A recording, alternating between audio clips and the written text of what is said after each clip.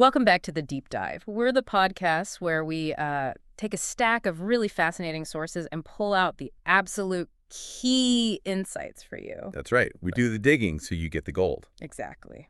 And today we're diving into something, well, incredibly important and pretty complex too. The bicultural mental health system over in Aotearoa, New Zealand. We've got this amazing ethnographic study here. It's just packed with insights from service providers, people on the front lines, talking about how indigenous and Western healing approaches are, or maybe aren't, really being integrated. Yeah, and our mission, if you will, is to unpack the actual real-world negotiations happening in those spaces. Right. And what's so interesting here, I think, is that we're not just floating around in theory land. Yeah. This study really brings it down to earth. It shows the practical side of how these different ways of knowing indigenous, Western, try to actually meet inside a healthcare system. Yeah. It's a perfect illustration of this idea that researchers call the negotiated spaces framework. Negotiated space. Yeah, basically these areas where different cultural ways of talking about things, these discourses, they intersect and, well, they interact. That phrase, negotiated spaces, really clicks, doesn't it? It makes you think about the push and pull. So, okay, to really get this mental health picture in Aotearoa, we need the backstory, right? That unique bicultural foundation. Absolutely. It's not just history. It's like actively shaping things today. Yeah. What's the crucial bit about the colonial past we need to understand? Right. So Aotearoa's context is just fundamentally shaped by its colonial history.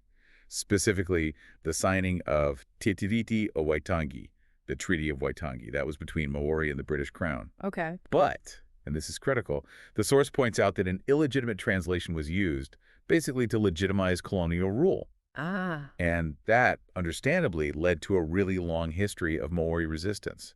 And these ongoing efforts even today to negotiate what Aotearoa's identity actually is as a truly bicultural nation. Okay, so that historical context is huge. How does it directly connect to mental health now? Well, if you connect those dots, it raises this really important question. Because in most places with a similar colonial history, indigenous people face mental health outcomes that are directly tied to that colonial experience. Right. Makes sense. And the research backs this up for Aotearoa. It highlights really shockingly high rates of diagnosed mental illness and also a lot of unreported psychological distress for Maori and Pasifika people. And they're not using the services as much. Exactly, coupled with a significant lack of service usage. And this gap, it's been pretty widely attributed to, well, cultural incongruity, the services just don't fit, and also systemic racism within healthcare itself. So even if there are official promises about bicultural practice. Yeah, even with commitments to bicultural practice and, culturally safe services on paper, the real issue, the core problem, is how these negotiations actually play out on the ground. Okay, so this is where that negotiated spaces idea comes back in. And it sounds really useful here. It really is. The source says it illuminates the sort of dynamic relationship between these different ways of knowing. You mentioned two-eyed seeing. Yeah, think of it like that concept, two-eyed seeing. Right. It's this idea where you try to see the world with one eye focused on indigenous ways of knowing and the other eye on Western ways. Okay. And the really profound idea behind it is that both are equally valid. Neither is complete without the other. Right. Not one above the other. Precisely. And real knowledge building, genuine healing that happens in these meeting grounds, bridging those divides. Got it. So the study itself, how did they actually look at this? Right. So the study we're digging into, it used a qualitative ethnographic approach, which basically means they spent a lot of time observing and talking to people. About a year of field work. A whole year. Wow. Yeah. And interviews with 30 different service providers, a real mix, Maori, Pakeha, that's New Zealanders of European descent. Okay. Taui, who are immigrants, and also Samoan individuals. And they use this cool technique called iterative map making. Iterative map making. Yeah, it's like building these conceptual maps based on the interviews and then refining them as they learned more. It helped them chart out the different discursive positions people took. So how people were talking about and actually doing these cultural negotiations. Exactly, understanding the different stances. Oh, this is where it gets really interesting. So not just theory. This is looking at how things happen, where the rubber meets the road. Mm-hmm. You'll never guess what the researchers realized when they dug into all these conversations. What did they find?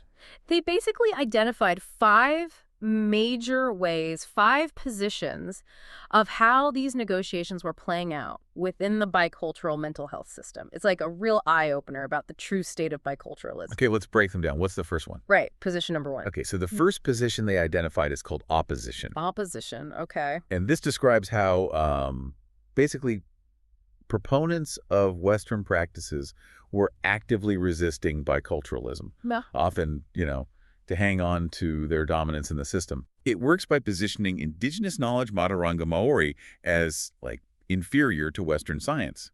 You hear these demands for evidence-based practices. Oh, the classic. Yeah, but those standards are often defined really narrowly, by Western norms. So it's not just like, we prefer this method. It's an actual power play. How did that actually look in practice? Oh, absolutely a power play. Participants talked about both, like obvious ways and more subtle ways this happened, ways to minimize or even scapegoat indigenous approaches. Scapegoat, how so? Well, one participant, P7, gave this really vivid example, described how a lot of psychologists are laughing at a culturally specific approach, calling it window dressing. Wow. Laughing. Yeah. And another one, P14, remembered a top clinical psychiatrist just stating it flat out. Clinical takes precedence over cultural any day. That's how it's going to be. Oof. It's incredibly direct. Yeah. And the scapegoating part, blaming the communities themselves. Yes, that tactic definitely came up. Blaming marginalized communities for their own disenfranchisement. P6 mentioned this widespread, really frustrating idea. Why don't Maori just get past their issues? Ugh. As if it's that simple. Right. It completely fails to connect the mental health challenges back to the deep, ongoing impacts of colonization and systemic racism. Yeah. And just heartbreakingly, people shared stories about how cultural services often lose their funding first. P19 put it bluntly, culture is the first thing to go when money is on the table. So resources follow the power. Pretty much. But I mean, surely not everyone just accepts that kind of opposition, right? There must be some kind of counterforce, a pushback. Oh, absolutely. Definitely. The second position is resistance. Resistance. Okay. And historically, that's been Maori's course of action against colonization for generations. So in mental health, it becomes this really vital tactic to counter that dominance of Pakehan knowledge. How does that work? Is it just saying no to Western ways? It's more nuanced than just saying no. It's often rooted in core cultural principles, like Manakitanga. Manakitanga. Yeah, it embodies concepts like care, hospitality, mutual support within Maori culture. It informs the resistance. You had P2 describing how using Western psychiatric and psychological models on an indigenous population is deeply offensive, and it's deeply destructive. So it's about fiercely protecting their own knowledge, their own ways of healing, stopping them from being undermined or, like, watered down. Yes, exactly. They act as kaitiaki guardians, protecting indigenous methods from being, appropriated or diluted by the dominant system. Guardians. I like that. And it's not just about refusal. It's profoundly about empowering their own communities, asserting self-determination. P14 talked about coaching clients, or wanao, which means family or community. Right, wawa. Coaching them on their rights, saying things like, whenever I can, I'll sit alongside these people. And I will say, wanao, you need to go in with your code of rights because this is about your rights. Empowering people within the system. Exactly. And as P20 shared, it's also about politicizing the path to health, recognizing the power dynamics involved. Okay, so we have direct opposition, fierce resistance.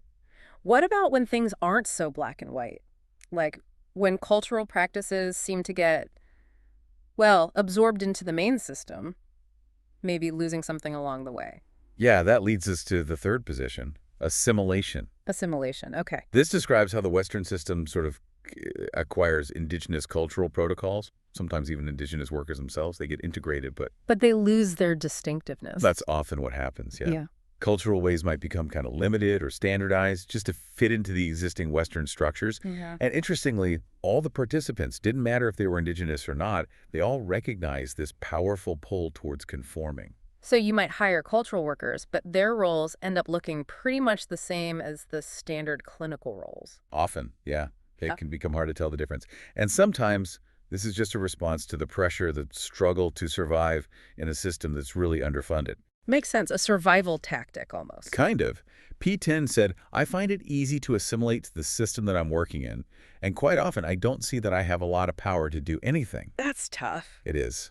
And this can sometimes lead to this really difficult situation described by the term kupapa. Kupapa. It's a complex term, but in this context, it's kind of like the concept of an Uncle Tom, an indigenous practitioner seen as being co-opted by Pakeha institutions, sometimes viewed, rightly or wrongly, as selling out their own people to fit in or succeed within the dominant system. Wow, that's a heavy label. It is. P24 put it very powerfully. Yeah. So you have a Maori name, you have a Maori plan, but you still think white.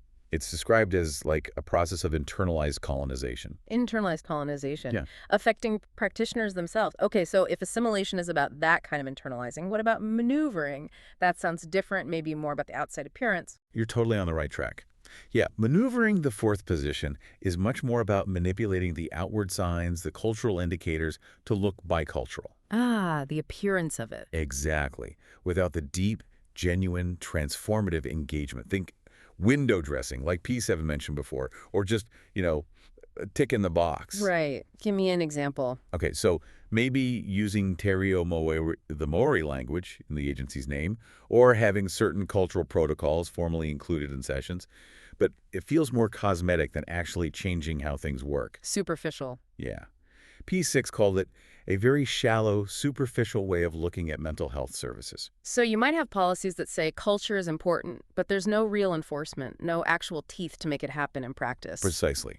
Participants felt that even government blueprints for engaging with Maori often felt tokenistic, just for show.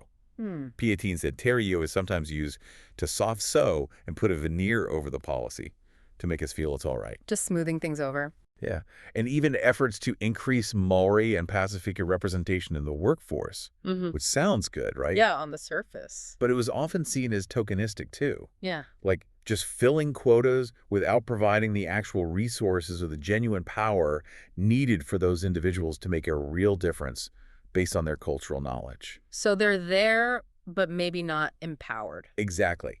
P7 captured it well, saying that even when there are efforts, they're still being led by Pakeha on a superficial level. It's still top-down. Still top-down. Okay, opposition, resistance, assimilation, maneuvering. This leads us to the fifth one, collaboration. This sounds like it should be the goal, right? The place where both systems are actually valued. Yes, exactly. This is the ideal, you could say, collaboration. Yeah. It means genuinely recognizing the strengths, the benefits, but also the limitations of both indigenous and Western ways of thinking and healing. Both on and, not either. Precisely. And crucially, it's about sharing power, and sometimes conceding power. Conceding power, that sounds key. It is.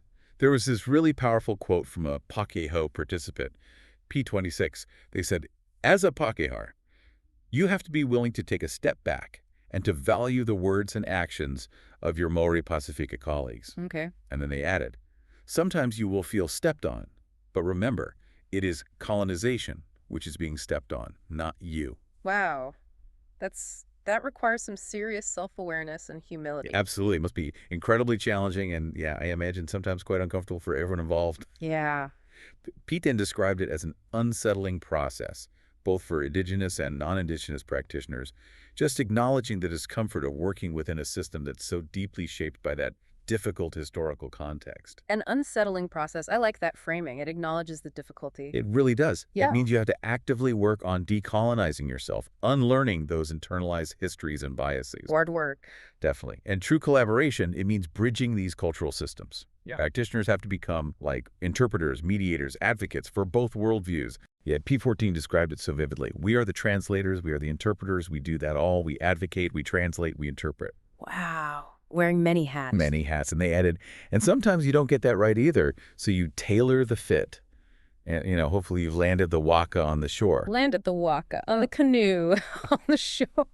That's a beautiful image. Isn't it? It's about both cultures sitting side by side, genuinely informing each other, not trying to merge them into some kind of, diluted single thing. Okay, so those are the 5 positions: opposition, resistance, assimilation, maneuvering, and collaboration. Looking at the big picture then, what does this study tell us overall about bicultural mental health in Aotearoa? Well, I think the main takeaway is pretty stark, actually. It shows that even with all the talk and the efforts towards biculturalism, most of the ways people are actually negotiating these spaces, they still lean really heavily towards Western dominance. Still leaning west, yeah. Which means that monoculturalism, just one cultural view running the show, it continues to shape the system. often really subtly, maybe through what you'd call cultural imperialism. So the system itself has a culture. Absolutely. The westernized clinical world is a culture. It has its own norms, its own values, rooted in, medicalized, very individualized approaches to healing. Hmm. And that culture often just struggles to see other ways as equally valid. Right. So this brings up a huge question then. If these negotiations are so tricky and they often default back to that Western dominance, what's the actual path forward? How do you get to genuine bicultural practice? How do you get more collaboration? That's the million-dollar question, isn't it? Mhm. The findings really suggest that, look, just adding a few cultural elements here and there, or even just hiring more Maori and Pasifika staff, Hmm. it isn't enough. Not enough on its own. Not if you don't tackle the root causes. Things like systemic racism, making sure services are truly culturally relevant, and crucially, ensuring self-determination for indigenous communities. Self-determination. Yeah, because cultural workers, they often end up marginalized themselves if their holistic ways of working aren't fully embraced and supported by the wider system. So what needs to happen? Well, to really move forward, the study suggests there needs to be active involvement, real power sharing, with Maori and Pasifika leaders in policy decisions, in funding decisions. At the decision-making table. Absolutely. And full, dedicated funding for indigenous-led organizations, allowing them to operate according to their own cultural frameworks. Because the study's conclusion is pretty powerful. Monoculturalism continues to dominate within a bicultural framework. Wow. Monoculturalism dominating within a bicultural framework. That really sums up the challenge. This has been such a fascinating deep dive. It really shows how complex integration is, doesn't it? Not just in theory, but like we said, where the rubber meets the road in people's actual lives, they're healing. Yeah. And it's made it so clear that just labeling a system bicultural isn't enough if it's still fundamentally operating from a place of maybe subtle but still powerful colonial influence. Absolutely. And it leaves us with a really important question, I think. Not just for Aotearoa, but maybe for all of us. What's that? Well, if we don't actively, consciously make space, meet midstream, to bring in those waka of healing from other cultural shores, really acknowledging their unique strengths, respecting their autonomy, what does that say about our real commitment to genuine, inclusive mental health? Especially in any multicultural society that's trying to genuinely move beyond its colonial past. That is a truly thought-provoking idea to end on. Food for thought for everyone listening. Thank you so much for joining us on this deep dive. My pleasure. We really hope this has given you, our listeners, a clearer, maybe more nuanced understanding of the huge challenges, but also the possibilities within bicultural mental health. We'll catch you next time on the deep dive.